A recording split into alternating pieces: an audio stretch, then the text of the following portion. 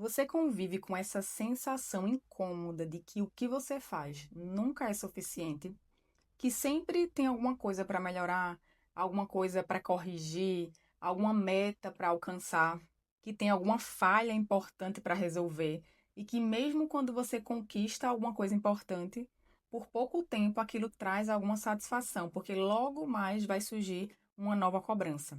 Eu vivi boa parte da minha vida assim, sem ter consciência. Hoje eu tenho consciência e eu percebo que grande parte desse sofrimento vinha da forma como eu aprendi a me relacionar comigo mesma. E é sobre isso que eu quero conversar com você hoje.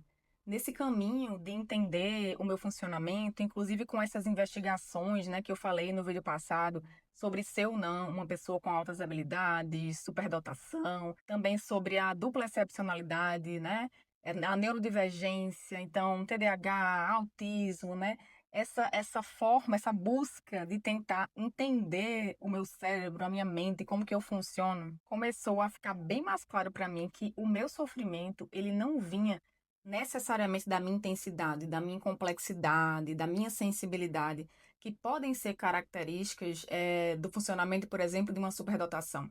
O meu sofrimento vinha da forma como eu aprendi a me relacionar com tudo isso, com toda essa complexidade, com todas essas características, né? Porque quando a gente passa anos tentando se encaixar, tentando agradar, não incomodar, tentando ser compreendida a todo custo, a gente pode e geralmente desenvolve uma autocrítica muito forte, né? Então a gente vai acreditando que precisa melhorar para merecer aceitação, para ser amada, para ser aceita, né? Ou então que o nosso valor ele vem dos nossos acertos, do que a gente consegue ou não produzir, das nossas conquistas. E isso gera uma autoexigência enorme que sufoca. E no meu caso, isso foi aparecendo de muitas formas ao longo da minha vida. Também pelo fato de haver outras condições envolvidas, como TDAH, sinais do espectro autista, toque, e uma antena, né, que capta tudo ao mesmo tempo, incansavelmente. Esse nível de cobrança ele foi aparecendo como um enorme perfeccionismo, uma dificuldade de descansar da maneira como eu precisava, como se nem eu soubesse qual era o meu próprio ritmo. Então eu tentava me encaixar no que era certo ou errado para as outras pessoas. Porque eu não tive a oportunidade de conhecer, obviamente, na minha infância, como era que eu funcionava, qual era o meu ritmo, né? E a respeitar isso. Uma sensação constante de que eu precisava estar fazendo sempre mais, produzindo mais, sempre melhorando em alguma coisa, resolvendo coisas o tempo todo dentro da minha cabeça. E o pior de tudo, que é algo com que eu sempre preciso estar tomando muito cuidado, é a comparação. Eu tenho a minha própria maneira de conseguir trabalhar, por exemplo. Meu mental, meu sensorial se sobrecarregam muito em certos contextos, por exemplo, com barulho, com muito estímulo. Dificilmente eu vou conseguir ser produtiva por muitas horas seguidas fazendo a mesma coisa, ou então na frente de um computador. E muitas vezes eu achei que era porque eu não me esforçava suficiente como as outras pessoas, porque aquilo para elas era comum, era o normal. Porém, hoje eu vejo que era porque eu comparava funcionamentos diferentes e que a solução para isso era eu aprender a me aceitar como eu sou. Mesmo que pareça estranho, que pareça ser menos ou mais do que as outras pessoas, mesmo que seja diferente daquilo que eu aprendi. E é claro que eu posso dizer para vocês que eu estou nesse caminho de construir mais autorrespeito e autoaceitação. Eu ainda me pego muito nesse lugar de me achar insuficiente, porque eu passei anos tentando passar por cima do meu próprio funcionamento, de quem eu sou. E quando a gente tenta ser perfeito em tudo e não reconhece que tem sim limitações, a gente também não consegue desenvolver as nossas habilidades. Hoje eu percebo que quando eu consigo olhar para uma característica minha com honestidade, fica muito mais fácil conseguir cuidar dela.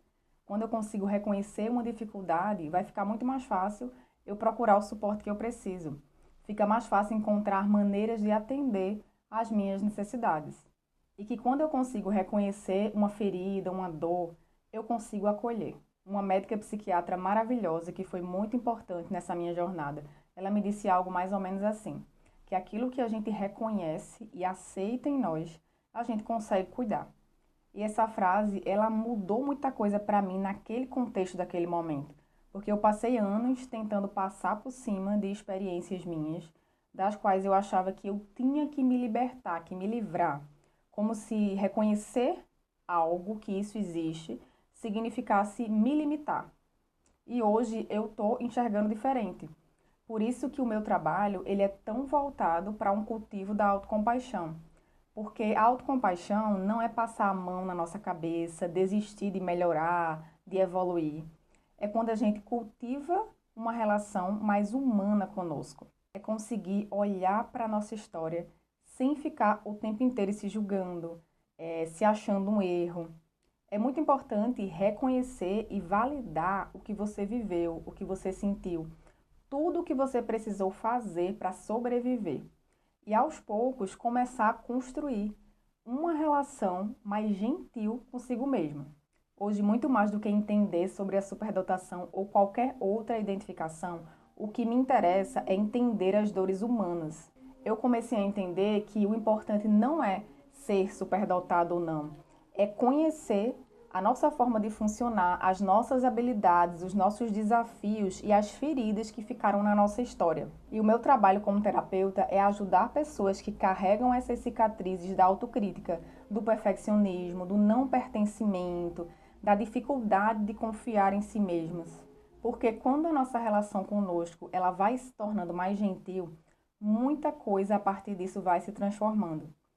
Se existe uma reflexão que eu gostaria que você levasse desse vídeo, é que talvez você não esteja cansado apenas da quantidade de coisas que você acha que precisa fazer para se realizar.